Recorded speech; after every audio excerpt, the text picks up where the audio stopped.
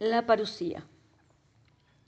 Por su eminencia reverendísima el cardenal Luis Villot, S.J., segunda parte. Primer artículo. La ruina de Jerusalén y el fin del mundo se predicen juntos, pero desde otra perspectiva en el discurso escatológico. Mateo 24, Marcos 13, Lucas 21. La diferencia entre profecía e historia. Era la tarde del martes anterior a la última Pascua. Jesús acababa de terminar su predicación pública con una advertencia suprema dada a Jerusalén, asesino de profetas y asesino de los que le eran enviados. Y al salir del templo para no volver jamás, la atención de los discípulos se centró en los grandiosos edificios de este magnífico templo. Este no fue el primer templo construido por Salomón y destruido por los asirios bajo Nabucodonosor. Era el segundo, reconstruido después del cautiverio bajo Zorobabel, pero luego reconstruido por el primer Herodes, quien, para ganarse las gracias de la nación, como leemos en José Flavio, había emprendido esta gran obra y la había emprendido con la intención de exceder en magnificencia todo lo visto hasta ese entonces. De hecho, no se había escatimado ni hombres, ni dinero, ni gastos de ningún tipo. De modo que, después de 46 años de obra ininterrumpida, Juan 2:20, este templo se había convertido en una de las maravillas, por no decir la maravilla del universo. Mira, maestro, dijo uno de los discípulos, mira qué piedras y qué estructura. Pero Jesús le dijo, ¿ves todos estos grandes edificios? No habrá piedra sobre piedra que no sea derribada. Entonces, con estos pensamientos graves, que esta respuesta debe haber despertado en sus mentes, el pequeño grupo, después de pasar primero por el templo y luego por las murallas de la ciudad, cruzó el valle de Cedrón. Subió la ladera occidental del Monte de los Olivos y se dirigió hacia Betania para pasar allí la noche. Pero antes hicieron una parada a la mitad de la colina. San Marcos dice que cuando Jesús llegó a cierto punto de la montaña, se detuvo y se sentó frente al templo, cuya imponente mole se dibujaba en el cielo, que ardía con los últimos rayos del sol poniente. Por lo que ahora o nunca era la ocasión para obtener una aclaración de la respuesta anterior. Y aquí están los 4 discípulos más familiares, Pedro, Santiago, Juan y Andrés, ansiosos por hacer la pregunta.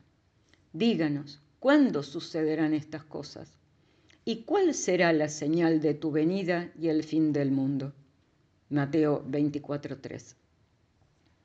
Ciertamente estas preguntas rebasaron, y mucho, los límites de la predicción de que había dado lugar, al menos asumiendo que se ha reducido a los términos simples en los que nos lo transmitieron los evangelistas.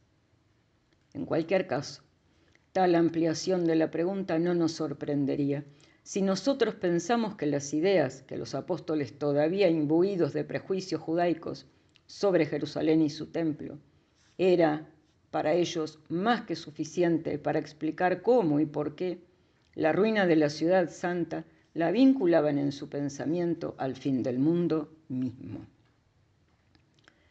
La pregunta de los discípulos, por tanto, se refería tanto al tiempo de la destrucción del templo como a los signos precursores de la parusía y la catástrofe suprema.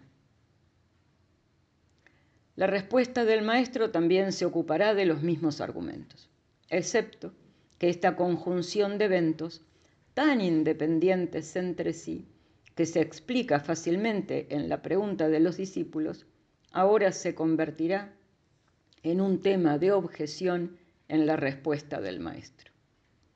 De hecho, si Jesús une en la misma descripción si representan la misma imagen, si presenta el fin de Jerusalén, el fin del mundo y su venida en la misma perspectiva, y si Jesús une en la misma descripción, la misma imagen, la misma perspectiva, el fin de Jerusalén, el fin del mundo y su venida en gloria, ¿no es quizás porque él también comparte la opinión, o más bien el terror de quienes lo interrogan?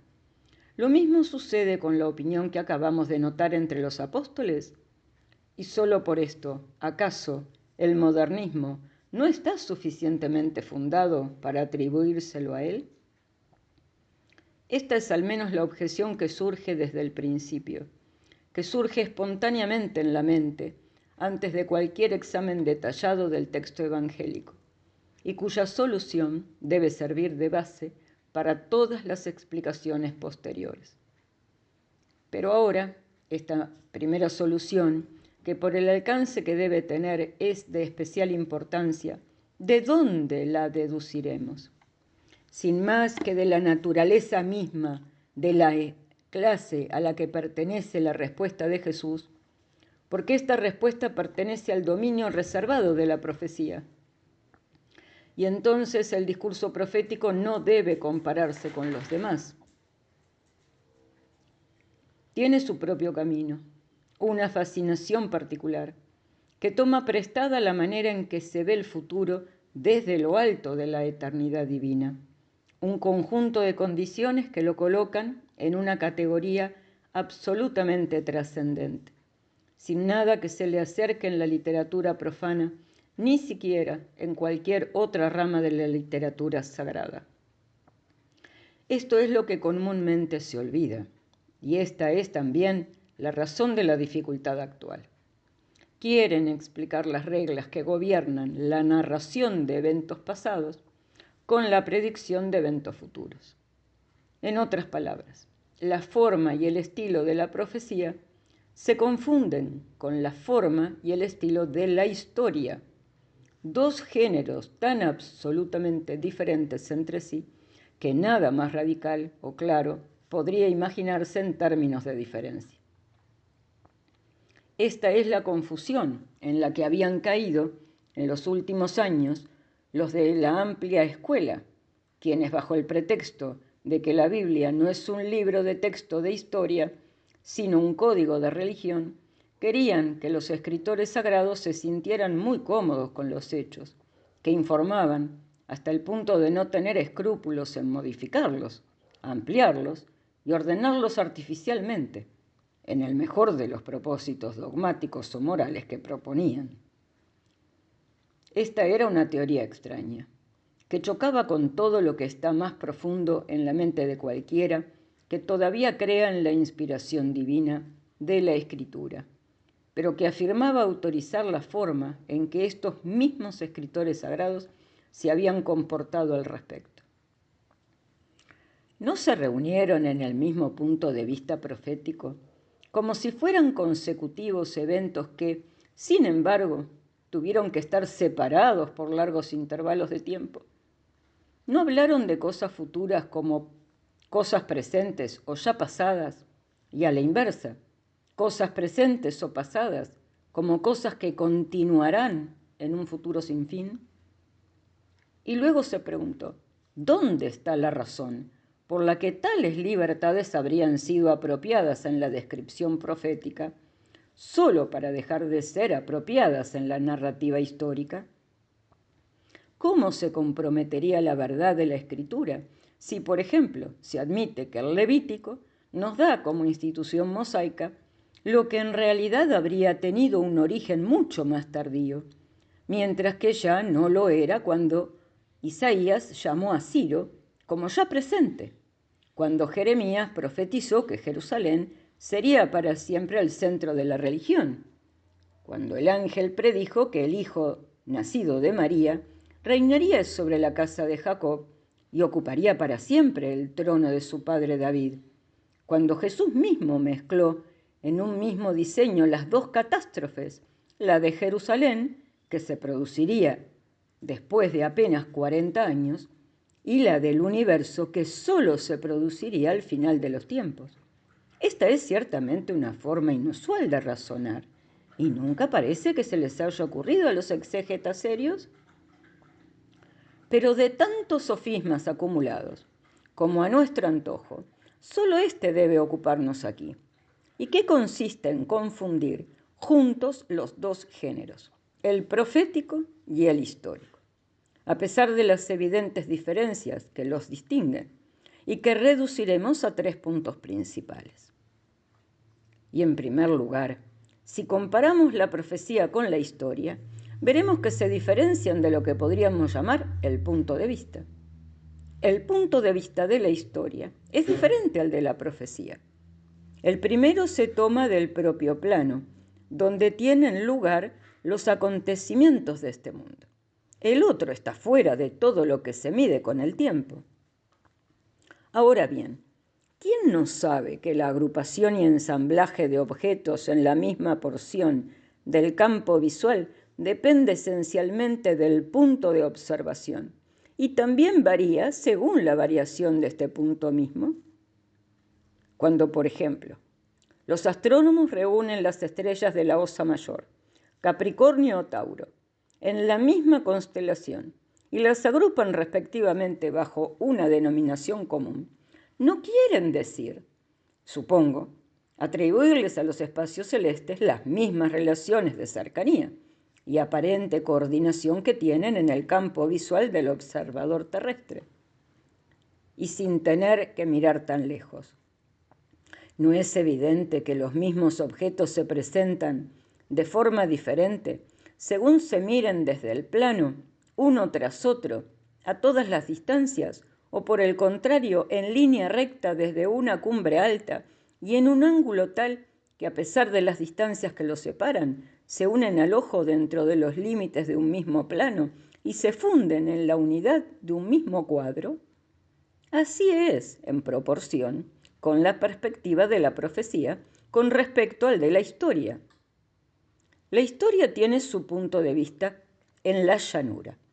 Sigue los eventos paso a paso a medida que se desarrollan. Es un cine que, habiendo grabado primero la marcha y la sucesión de hechos, luego los presenta en orden, uno tras otro, sin pasar nunca por las fases intermedias, en muchas imágenes correspondientes y distintas. Pero la profecía, por el contrario, se encuentra en esos picos altos que dominan todo el mundo. Iluminados como están por el único sol de la presciencia de Dios, esto hace decir a los teólogos que, a diferencia de la historia, la profecía ve los acontecimientos en el espejo de la eternidad, es decir, en ideas que representan esa duración eterna de Dios, a la luz de la cual los intervalos más largos son un instante, 1000 años como un solo día. Y sobre todo, no olvidemos, todo lo que todavía está en el futuro o ya en el pasado. No es pasado ni futuro, sino indiferente e indistintamente en una relación inmutable del presente al presente. ¿De qué sorprendernos entonces si la descripción profética no está sujeta a las mismas reglas que la narración histórica? ¿Por qué saltarnos en ocasiones las etapas que en relación a nosotros marcan el camino del futuro? Y que muchas veces, atravesando todos los acontecimientos intermedios como en un salto, une en un mismo cuadro acontecimientos que sin embargo deberían estar separados entre sí por largas series de días, años, incluso siglos.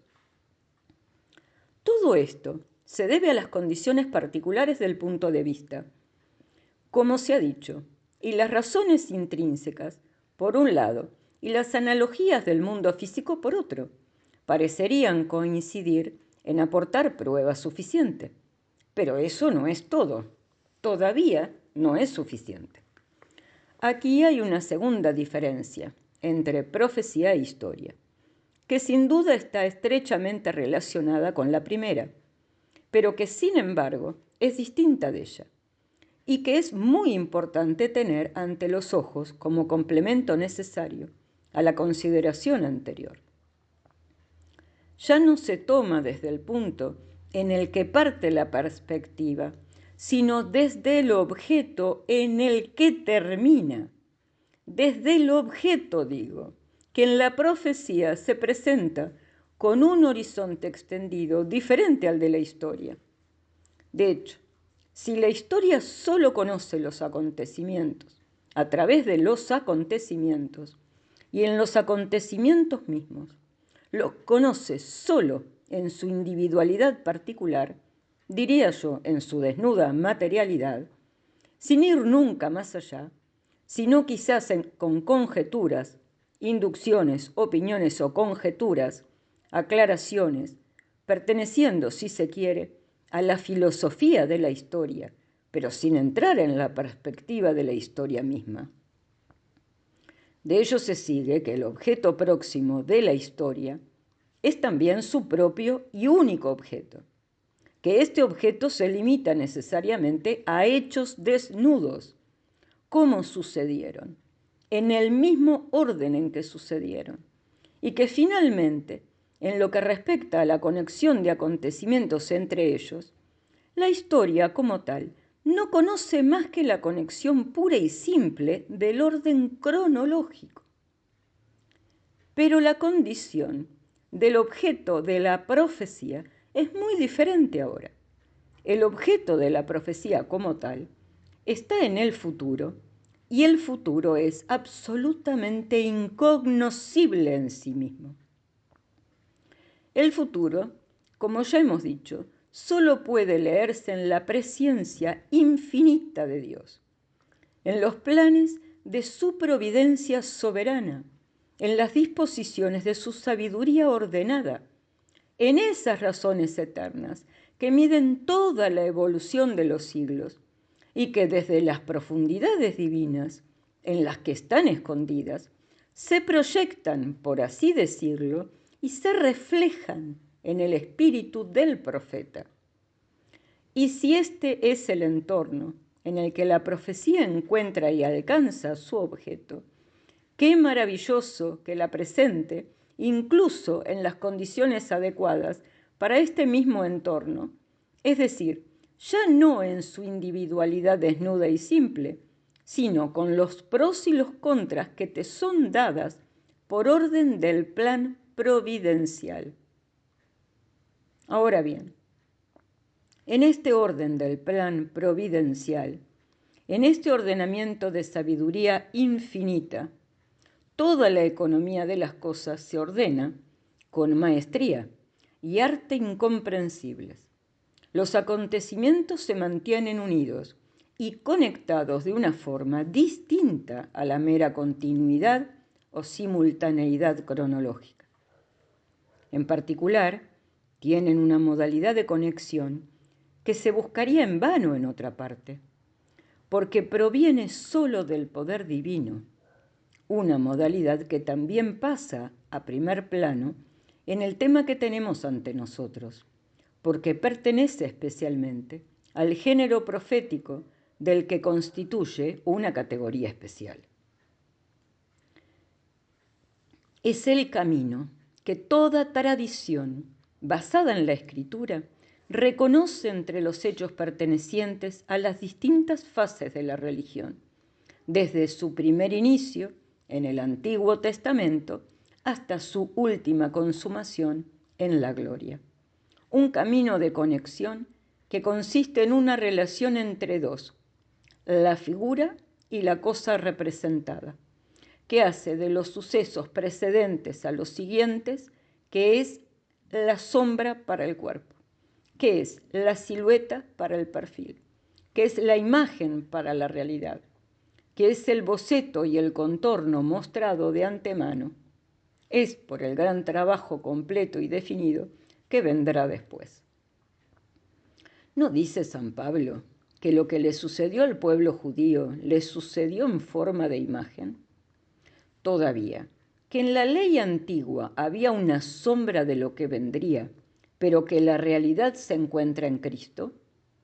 Y nuevamente, que lo que Jesucristo fue ayer, lo es hoy y lo será por siempre, y por los siglos de los siglos, Sí, claro, hoy y mañana, y por los siglos de los siglos, pero también ayer. ¿Y cómo? Por aquellos que lo representaron en el antiguo pueblo de Dios, de las misteriosas representaciones de su venida y de su salvación, de las que están llenos los anales de ese mismo pueblo, representaciones que han sido muy justamente comparadas con aquellos misterios de la pasión y vida de Cristo, que nuestros antepasados recitaban en la Edad Media sobre el escenario, aunque por supuesto se diferenciaban esencialmente de ellos, en que no eran ni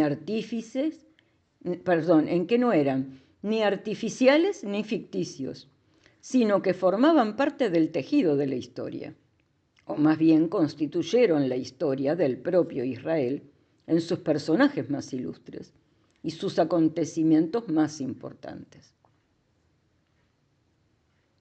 Debemos leer el libro 12 de San Agustín contra Faustum para ver hasta qué punto estos eventos han sido, de principio a fin, una predicción continua de la vida, muerte y resurrección de Jesucristo. Y para tener una idea de lo que acabamos de llamar su interior y exterior en el orden y armonía del plan providencial. Y si ahora, de la persona misma de Jesucristo, pasamos a las obras de su misericordia o justicia, ¿no es siempre la misma economía la que se nos revela?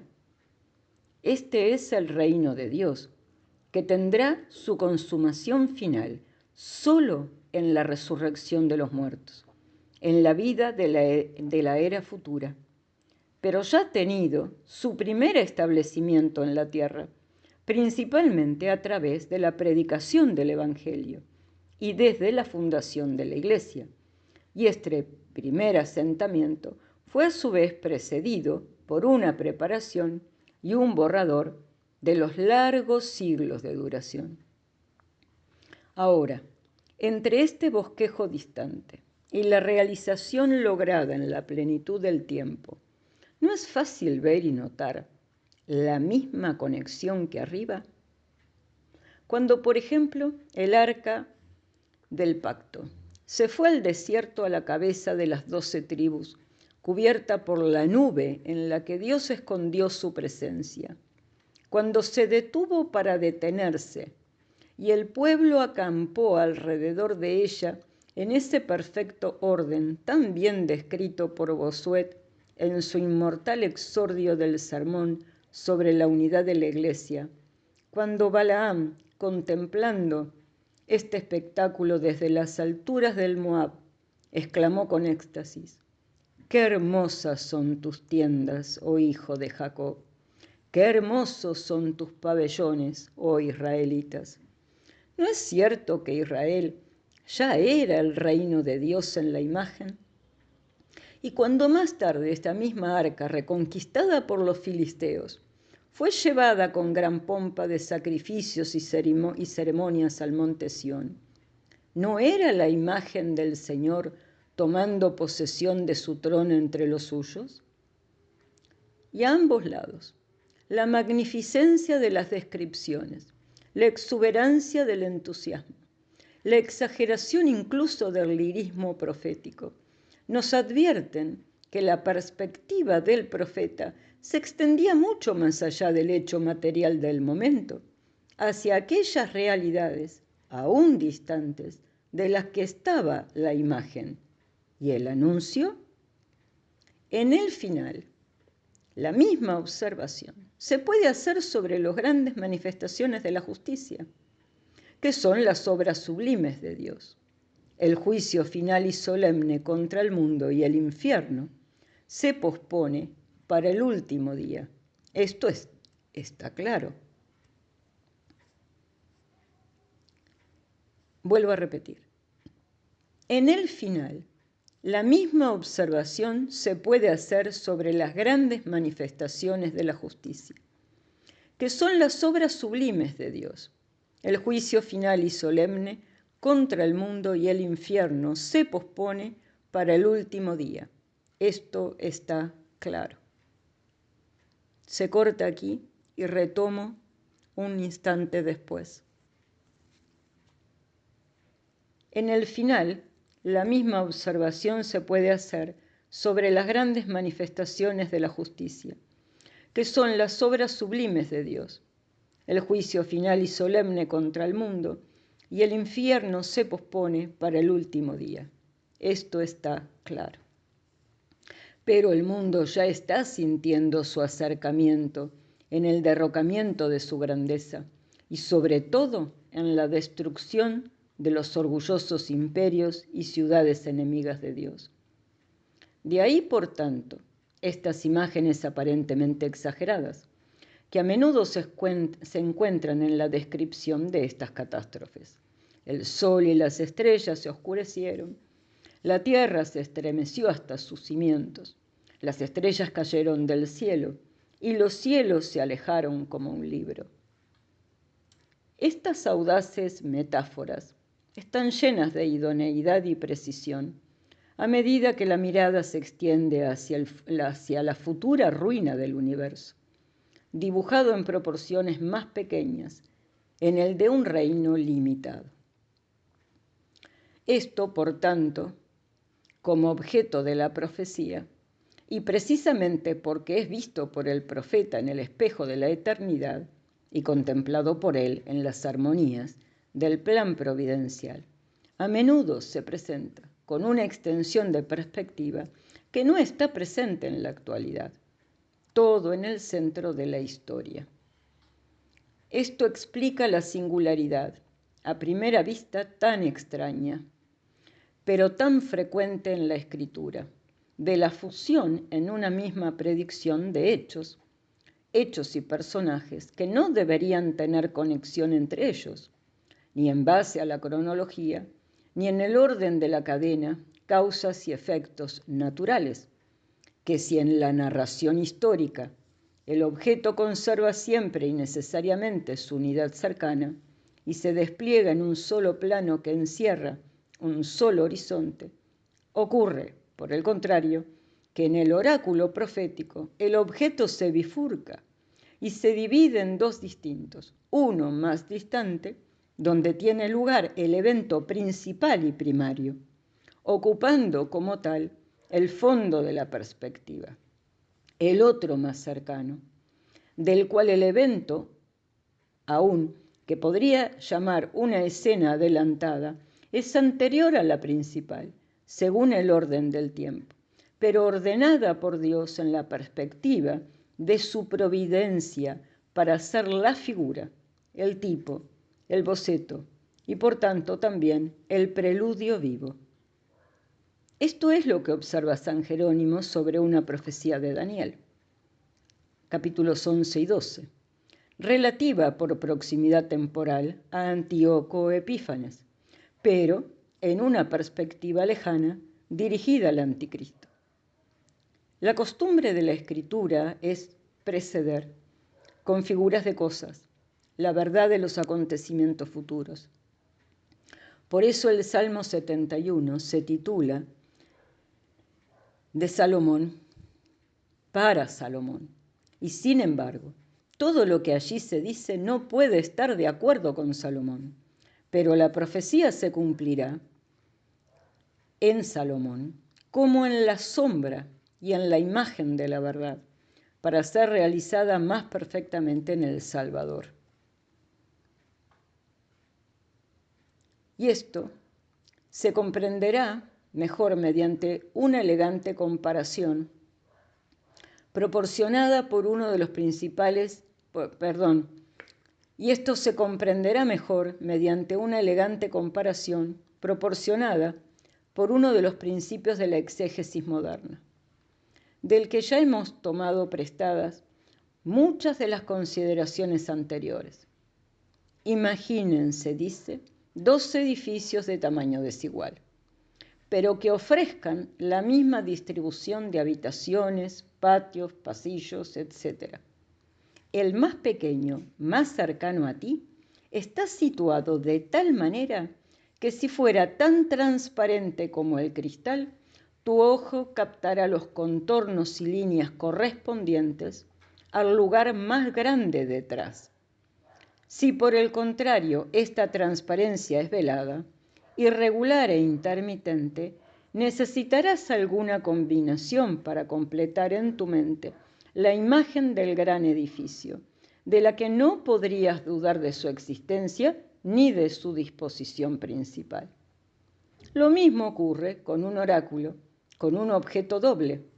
El objeto próximo a veces parece desvanecerse para dejar brillar con todo su esplendor el hecho más importante y más grande, que ocupa el fondo de la perspectiva. Por lo tanto, las primeras líneas son más opacas y ocultan parcialmente las de atrás. Pero la razón guiada por la analogía devuelve fácilmente a cada uno de los objetos lo que el ojo descubre solo confusamente. Aquí, de hecho, presentado en una imagen muy precisa, está el orden del discurso escatológico, objeto de este estudio, donde se prevén dos cosas simultáneamente y desde la misma perspectiva, dos ruinas de desigual tamaño.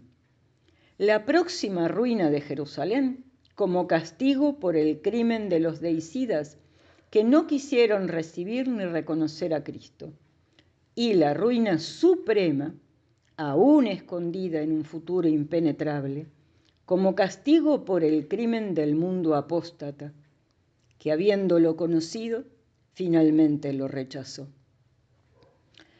A todo esto, tal vez se objete que tal forma de mezclar eventos tan diferentes y distantes entre sí solo puede conducir a la confusión y oscuridad en las profecías, cuyo verdadero significado se volverá, desde este punto de vista, si no imposible, al menos muy difícil de entender.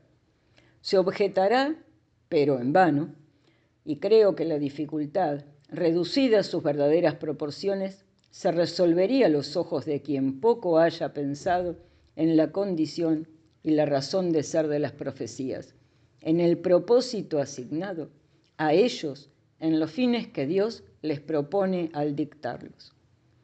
Y de hecho, aquí nuevamente, tengamos cuidado de no confundir profecía con historia. No olvidemos las profundas diferencias entre ellos y consideremos que además de los que ya han sido expuestos, que ahora se agrega una tercera diferencia, no más que el punto desde el cual comienza la perspectiva, ni el objeto en el que termina, pero desde la cantidad relativamente pequeña de claridad, la cantidad relativamente pequeña de claridad que trae la revelación del futuro. Porque el futuro, por muchas otras razones, que es fácil de entender, debe estar siempre cerrado para nosotros, en cierta medida. De modo que, si el gran día y la luz plena pertenecen a la historia, a la profecía, que el acontecimiento aún no ha llegado, ven, para aclarar y explicar, siempre será apropiado, de algún lado al menos, el claro oscuro y la penumbra. De hecho, las profecías no se dan a los hombres para satisfacer una vana curiosidad de ellas, sino para propósitos dignos de Dios, que es su único autor. A veces será para advertirnos de un evento futuro del que debemos estar al tanto. Si Dios quiere que nos preparemos para ello, o porque podemos salvarnos de él, y en ambos casos, basta con que el acontecimiento se conozca de antemano en su generalidad, como mucho en sus signos precursores. No es en absoluto necesario que sea conocido en su modo de circunstancias, en sus particularidades. Sobre todo será siempre para proporcionarnos una prueba contundente de la credibilidad de la revelación cristiana, así como un argumento perentorio del imperio que Dios ejerce sobre el mundo moral, no menos universal y no menos eficaz que el que ejerce sobre el mundo físico.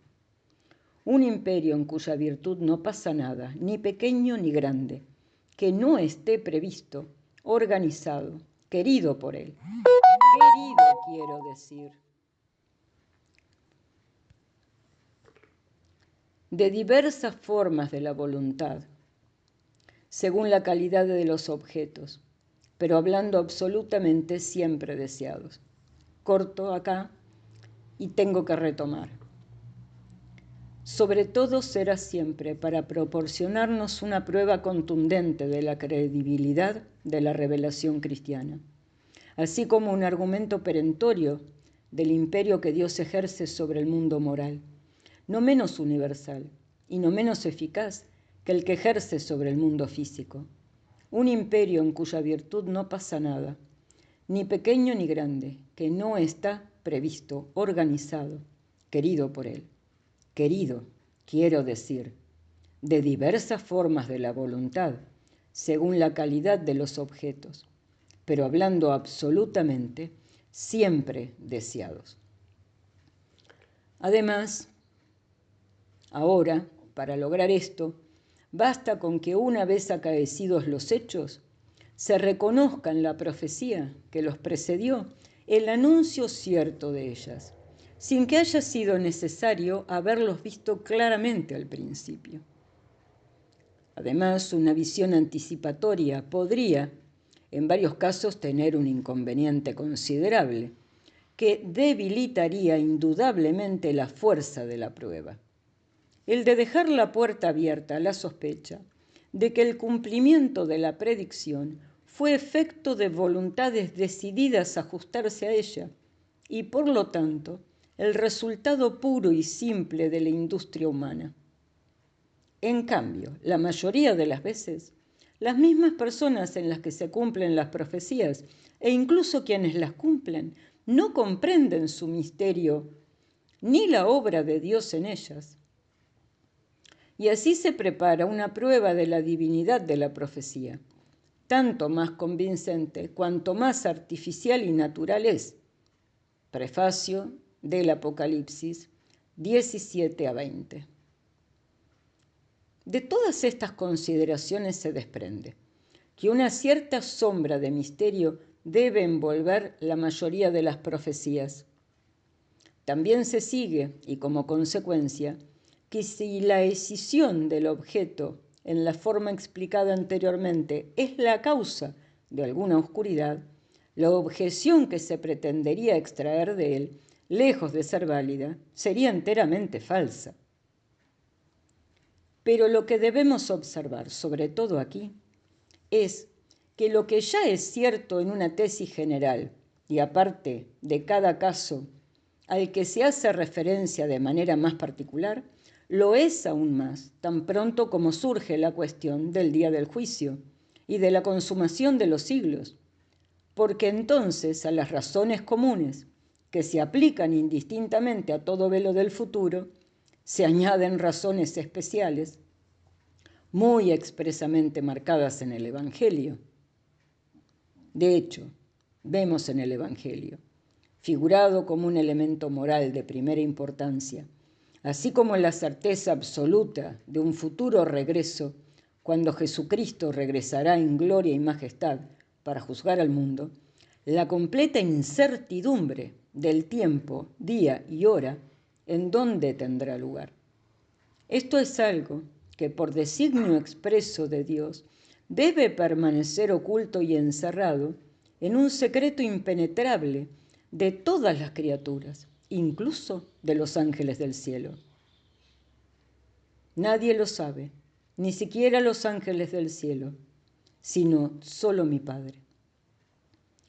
Por eso, cuando los discípulos interrogaron a su maestro diciendo: «Dinos cuándo sucederán estas cosas y cuál es la señal de tu venida y del fin de los tiempos», confundiendo la ruina de Jerusalén con la del mundo, provocaron una respuesta que, sin confirmarlos positivamente en su error, no los distrajo de él, ni les dio una determinación clara de la distancia entre los dos hechos.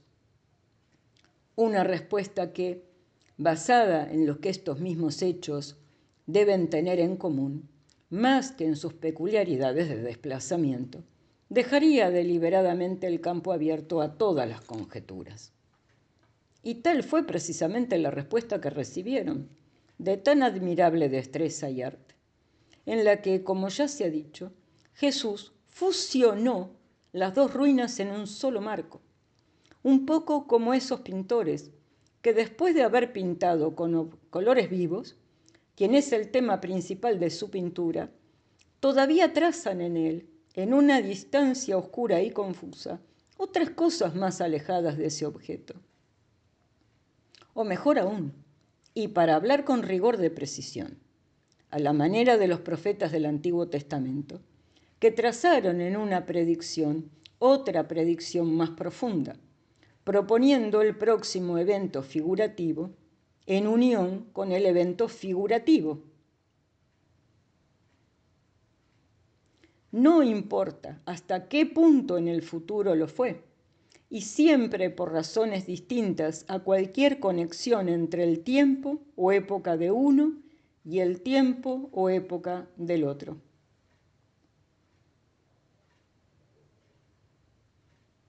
Es pues totalmente erróneo basarse en esta unión de las dos catástrofes en el discurso, que en los sinópticos cierra la predicación de Jesús, y por tanto es erróneo concluir con los modernistas que él las consideraba ambas simultáneas, y que como consecuencia, convencido de que llegaría el momento en que el templo sería destruido, habría estado igualmente convencido de que el mundo estaba a punto de acabarse. Las explicaciones anteriores parecen haberlo demostrado suficientemente, incluso de manera sobreabundante, y no hay necesidad de volver a ello. Sin embargo, por todo esto, estamos solo al comienzo de nuestra tarea. De hecho, si no es posible establecer la acusación de error y falsedad sobre la simple conjunción de los dos objetos en una misma predicción, aquí intentaremos hacerlo sobre otra base, al menos aparentemente más sólida. Nada es tan brutal como un hecho, como solemos decir, pero nada es tan brutal como una afirmación categórica. Pero este no es el caso. ¿Qué preguntarán? ¿Son tantas las consideraciones necesarias sobre lo que implica o no implica el género profético, si después de tanto deambular no vemos, quiérase o no, ante una afirmación como la que termina Jesús? En verdad os digo que no pasará esta generación, no pasará sin que se cumplan todas estas cosas. Todas estas cosas. Omnia ac, que es, aparentemente, todas las cosas que acabamos de describir, y no solo la última desolación de Jerusalén, sino también el oscurecimiento del sol, la perturbación de las estrellas, la conmoción de todo el universo y de los poderes celestiales responsables de su conducta, la aparición en el cielo de la señal del Hijo del Hombre, el descenso del mismo Hijo del Hombre en gloria y majestad para convocar a toda la humanidad a su juicio. Nuevamente, todo esto debe realizarse antes del fin de la generación contemporánea. Ahora bien, todo esto está claro y basta para volcar todo el razonamiento del mundo hecho a priori. Aquí dice Renan, lo que no deja lugar a malentendidos. Esto es lo que se necesitaría analizar en el siguiente artículo. Final de la segunda parte y segundo vídeo.